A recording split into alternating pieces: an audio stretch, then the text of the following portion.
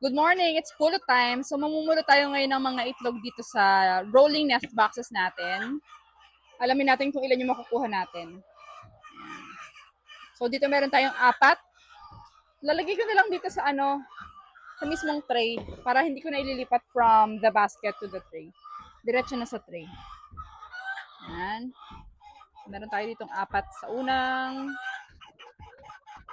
nest. Okay. So check natin. Ito ay meron tayong, marami. Meron tayong 4, 8, 10.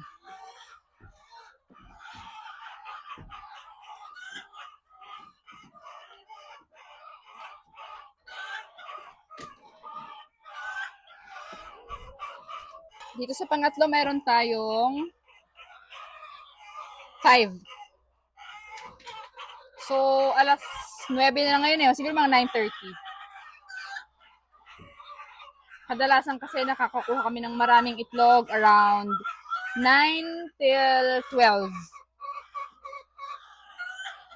Okay? Makikita nyo madumi yung mga nest boxes namin. So, kailangan lang namin silang linisan. O baka sa isang araw, linisan na namin.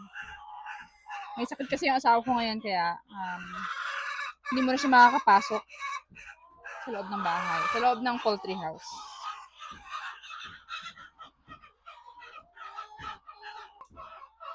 Ay, may isa dito. Ayan, kay itlog lang. Okay. Pang ilan na to? 1, 2, 3, 4. Pang 5 na to. So, pang 5. Marami-rami. Ito nyo. 1, 4, 5, 6, 7, 8, 9, 10, 11, 12.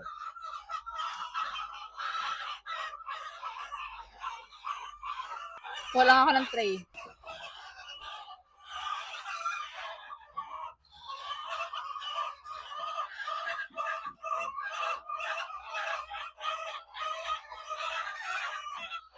Okay.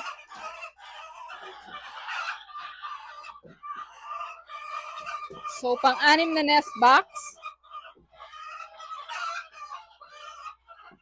Pero marami dito. Ayan. Meron tayong 1, 2, 3, 4, 5, 6, 7, 8, 9, 10, 11, 12.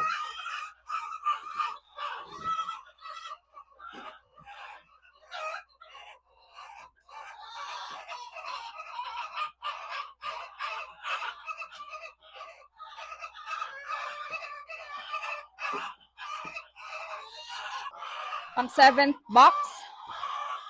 Wala. Pang 8 na box. Okay, meron tayong 5 plus 4. Meron tayong 9.